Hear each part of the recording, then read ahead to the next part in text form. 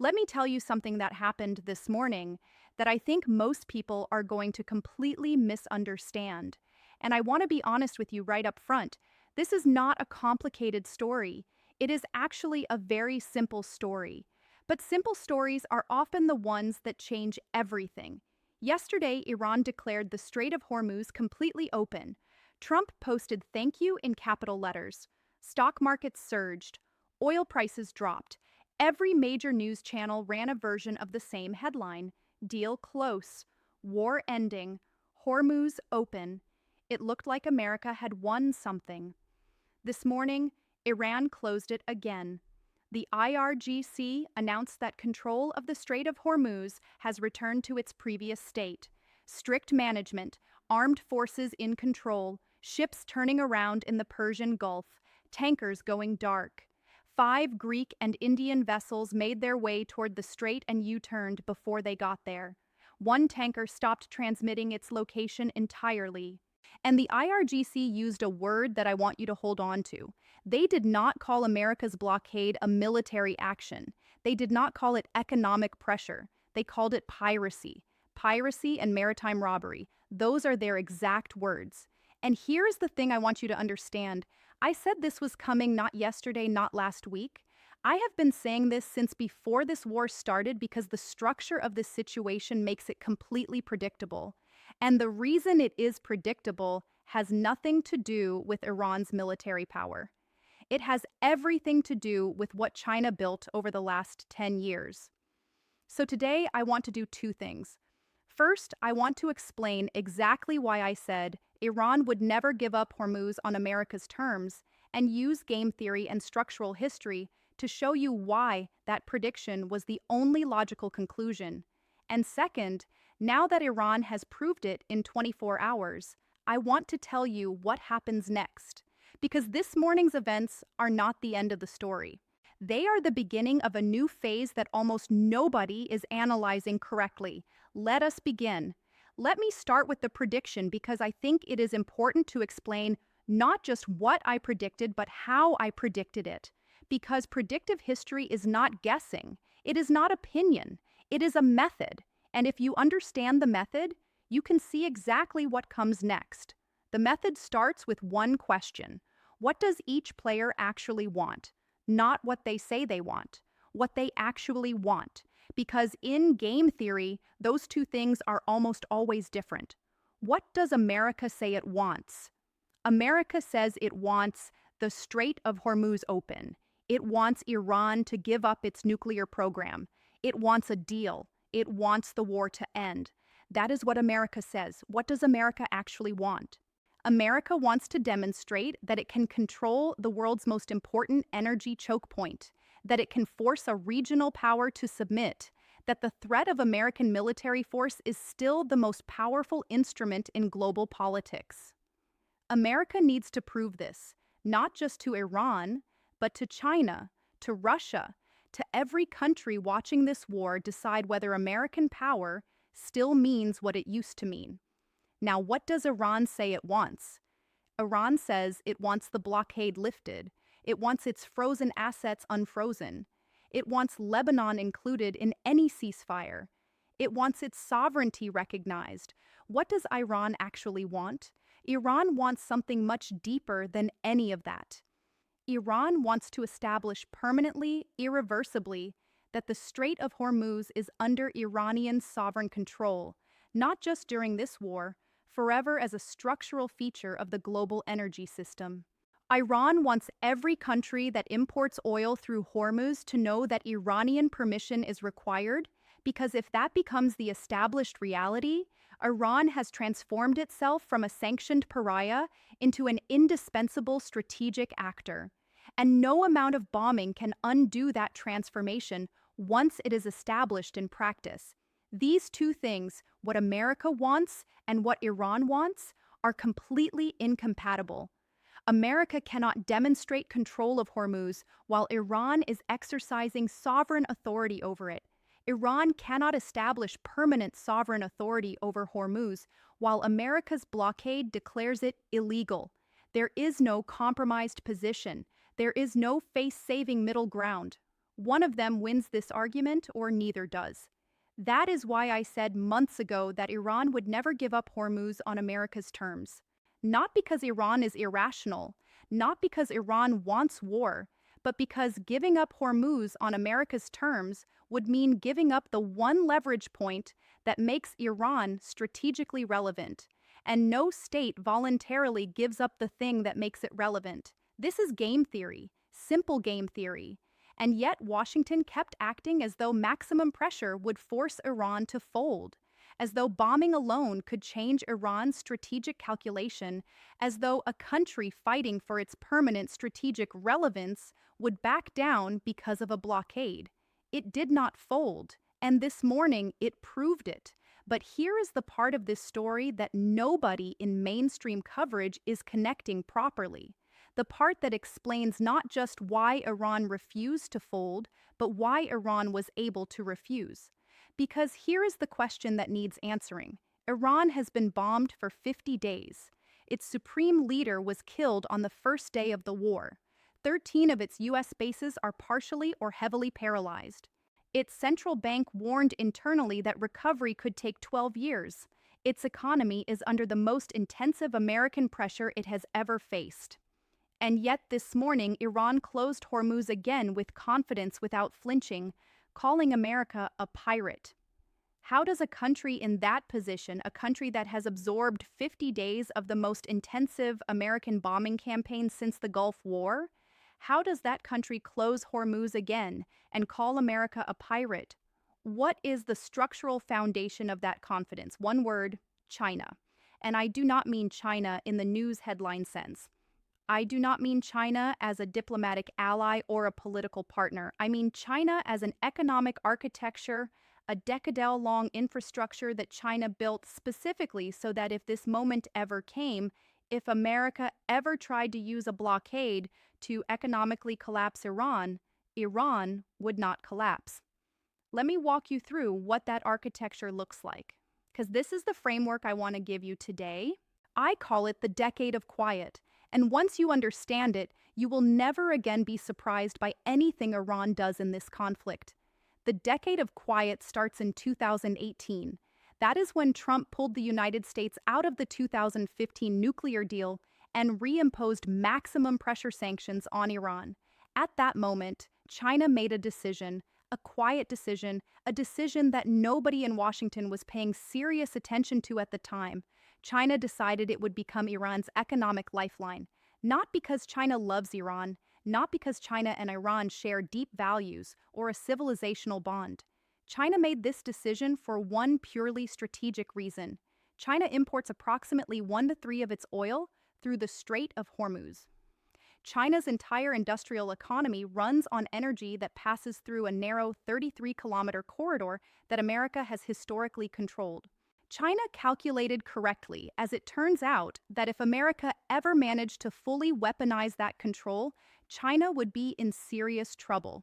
So China built a parallel system quietly over a decade. The first layer of that system is the payment architecture. China began buying Iranian oil in Chinese yuan, not American dollars. This bypassed the SWIFT financial network entirely. SWIFT is the global messaging system that connects banks and enables dollar-denominated international payments. American sanctions work by cutting countries out of SWIFT. If you cannot receive dollars, you cannot pay for imports. You cannot fund your military. You cannot function in the modern economy. China's yuan payment system for Iranian oil bypasses all of that. Iran gets paid. The money does not touch the dollar system. America cannot touch it. The second layer is the dark fleet. China's tanker network, what intelligence analysts call the shadow fleet, spent a decade perfecting techniques for moving Iranian oil invisibly. Ships that turn off their automatic identification system, transponders going dark on satellite tracking. Ships that fly the flags of random countries, sometimes landlocked countries, to disguise their origin and ownership. Ship-to-ship transfers in international waters near Malaysia, where Iranian crude is mixed with other oil relabeled as Malaysian crude and delivered to Chinese refineries called teapots that process sanctioned oil without documentation. China's own customs records show zero imports from Iran since 2022, yet China's recorded imports of Malaysian crude reached 1.3 million barrels per day last year, more than double Malaysia's entire oil production. That oil was Iranian. The paperwork said Malaysian. The system worked. The third layer is strategic reserves. China entered this war sitting on approximately 1.22 billion barrels of crude oil in strategic storage built over 2 years by quietly purchasing Iranian and Russian oil at heavily discounted prices. When the Strait of Hormuz closed and global oil prices spiked above $120 per barrel, China did not panic. Its markets stayed stable. Its refineries kept running. Its economy kept going. While Europe was scrambling and the International Energy Agency was warning about jet fuel shortages, China had 4 months of supply cover sitting in warehouses. The energy shock that America designed to force Iran to its knees did not reach China. China had prepared for it. And then the fourth layer, the one that most people are still not fully reporting on, China's satellites. The Tuo-1B satellite built by Chinese company EarthEye, launched from Chinese soil, secretly acquired by the IRGC in late 2024. Resolution of 0.5 mt per pixel, 10 times sharper than Iran's own best satellite, monitoring Prince Sultan Air Base in Saudi Arabia, monitoring the U.S. Fifth Fleet in Bahrain, monitoring American positions across the region, feeding targeting data in real time to Iranian strike systems connected with Russian satellite intelligence, creating a 500 to 1,000 mile eye zone around Iran, where, as one American military analyst put it, if you can be seen, you can be targeted. And America cannot destroy those satellites without starting a direct war with China. This is the decade of quiet. 10 years of patient, invisible, deliberate construction, payment systems, dark fleets, strategic reserves, satellite networks. China never announced any of it. China never signed a treaty with Iran about it. China simply built it quietly, rung by rung, layer by layer. And this morning, when Iran closed the Strait of Hormuz again and called America a pirate, Iran did it from the structural foundation that China spent a decade building. Now, I want to steelman the American position because I never want you to just accept what I say. I want you to test the argument. The American argument is this: maximum pressure works. The blockade is squeezing Iran. Iran's economy is in serious trouble. The central bank's own internal assessment says 12 years to recovery. The rial has lost 15% of its value in a month. Iran fired fewer missiles in the last week of the war than the first. The pressure is building. The blockade will force Iran to a deal. And there is more. America has turned back over 10 ships at the blockade. It has expanded boarding authority to cover the entire Arabian Sea. It has imposed new sanctions on Iranian oil shipping networks. It is rearming. Heggs confirmed at the Pentagon that America is reloading with more power than it had at the start of the war. America is not standing still. It is applying pressure on every front simultaneously. The military pressure, the financial pressure, the diplomatic pressure through Pakistan and Turkey and Egypt, all of it is real. All of it is sustained. And America's argument is that eventually, before Tuesday, when the ceasefire expires, the accumulated weight of all that pressure will break Iran's resistance. This argument is not wrong about the numbers. Iran is under genuine economic stress. The damage is real. Is the blockade is creating real pain. Trump offered Iran $20 billion in frozen assets. The negotiations on that number were real. Iran was discussing terms. Movement was happening. The argument that pressure produces results is not an empty argument. It has historical precedent. Libya, 2003, South Africa in the 1980s. The pressure argument sometimes works. But here is what the American argument misses. And this is the core of the analytical framework I want to give you today. The argument confuses pain with collapse. These are not the same thing. Pain means a country is suffering. Collapse means a country cannot function. The distance between those two things is exactly what China's decade of quiet was designed to create. China's payment systems, dark fleet, and strategic reserves did not prevent the pain. Iran is in pain, but they prevented the collapse. Iran still has oil revenue flowing, not at pre-war levels, but enough. Iran still has the structural support to keep making choices rather than being forced to make them. Iran still has enough economic oxygen to decide when to open Hormuz, when to close it, when to negotiate, and when to walk away. That is the difference. Trump spent 50 days trying to force Iran to a decision. Iran is making its own decisions. The distance between those two things is China. Now, let me tell you what I think happens next, because this morning is not a random event. It is a signal.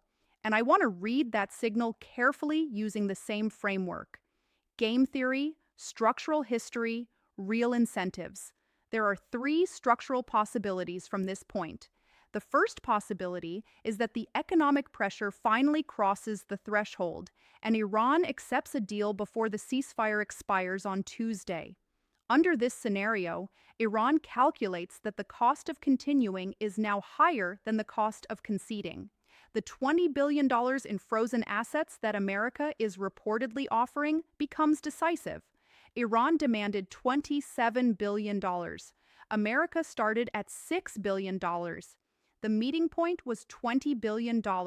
Iran accepts a framework. The deal happens.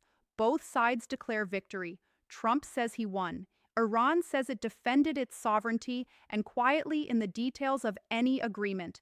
Iran keeps some form of coordinated access over Hormuz, not legal sovereignty, but practical authority. Ships must coordinate with Iranian forces. Ships must follow Iranian designated routes. The IRGC remains present in the strait. Iran calls it managed navigation. America calls it freedom of navigation. Both are telling different versions of the same reality. This is the Libya path. A country accepts terms that look like surrender, but actually preserve its core strategic position. The difference is that Libya gave up everything and got nothing. Iran, with China's support, has the leverage to give up the optics and keep the substance. This possibility is real. It is what the Pakistan, Egypt, Turkey, Saudi diplomatic framework is working toward. The second possibility is that the talks fail again. The ceasefire expires on Tuesday with no deal. America faces the decision it has been avoiding. Escalate further or find a face-saving exit. Escalating means the bombing resumes. And here is what makes the second round structurally different from the first. Iran's missile cities, the underground bunker networks in the mountains that American bombing tried to seal by collapsing tunnel entrances, have been actively clearing debris during the ceasefire. Satellite images from Kane Base showed front-end loaders and dump trucks operating around the clock during the pause in fighting. Half of Iran's missile launchers remain intact, buried, but not destroyed. China supplied tunnel-boring machines specifically designed to help Iran dig out those blocked tunnels. Russia supplied humanitarian aid that included technologies essential for integrated air defense. Iran used the ceasefire exactly the way one American analyst predicted. It ate the first attack, dug itself out, and is now ready to launch again. The IRGC Aerospace Force commander said publicly that its finger is on the trigger and it is in full readiness. If talks fail and bombing resumes, America may discover that the second phase of this war is significantly more expensive than the first. The third possibility, and this is the one I think China is actively working toward, is an extended ceasefire that gradually becomes a permanent reality without ever being called a formal deal. China has been in daily diplomatic contact with both sides throughout this entire conflict. Wang Yi called Arachi directly and pressed for the Hormuz opening, the call that produced Iran's announcement. China has been coordinating with Russia. Lavrov flew to Beijing, met Xi. They confirmed their relationship was unshakable amid any storms. China and Pakistan delivered a 5-point peace initiative together. China's strategic interest is not in either side winning decisively. China's interest is in a stable Hormuz, a surviving Iran, and a demonstrated precedent visible to every country in the world that American blockades cannot function without Chinese cooperation to end them. If China can produce an indefinite ceasefire that nobody formally calls a peace treaty, that serves China better than any other outcome. Iran survives, Hormuz reopens, China's oil flows, and the permanent historical record shows that the world's most important maritime choke point was resolved when China's foreign minister made a phone call, not when America imposed a blockade. Watch what China does not say in the next 72 hours. Because in this story, as I have said before, silence is the signal. China's silence after major Iranian moves has consistently been the loudest diplomatic communication in this conflict. Let me bring this all together. I said Iran would never give up Hormuz on America's terms. I said it because the game theory made it the only logical conclusion. A country does not voluntarily give up the one thing that makes it strategically relevant, and Iran's structural ability to refuse was not Iranian stubbornness. It was Chinese infrastructure. China spent a decade building the architecture that gave Iran the economic oxygen to make its own choices under maximum American pressure. Payment systems outside the dollar. A shadow fleet that moved oil invisibly while official records showed zero. Strategic reserves that absorbed the energy shock. Satellite networks that guided Iranian strikes onto American targets. Tunnel boring machines shipped to help Iran rebuild its missile cities during the ceasefire. Cargo aircraft landing in Thrawn with weapons valued at billions. While Trump wrote a polite letter to Xi and Xi wrote back saying essentially he was not doing that. This morning, Iran closed Hormuz again. In 24 hours, it proved everything I said about the structural foundations of this conflict. Not because Iran is stronger than America. Iran is not stronger than America in any conventional military sense, but because China spent a decade making sure that American strength, however overwhelming, could not translate into the specific outcome America was trying to force. The ceasefire expires in 3 days. The second round of talks has no confirmed date. Iran's parliament speaker says the rules of Hormuz will be determined on the battlefield. Trump says Iran has agreed to everything. Iran says Trump's claims are false. Ships are turning around in the Persian Gulf. And somewhere in Beijing, in a briefing room full of people who spent years designing exactly this outcome, nobody is surprised by any of it. That is what happens when one side plays the long game and the other side plays Twitter. This is not prophecy. This is game theory and structural history. The decade of quiet produced exactly what it was designed to produce. And the next phase of this story will be determined by whether America finally treats this as a US-Iran-China problem or continues trying to solve a 3-player game while pretending one of the players is not at the table. Push back on this if you see it differently.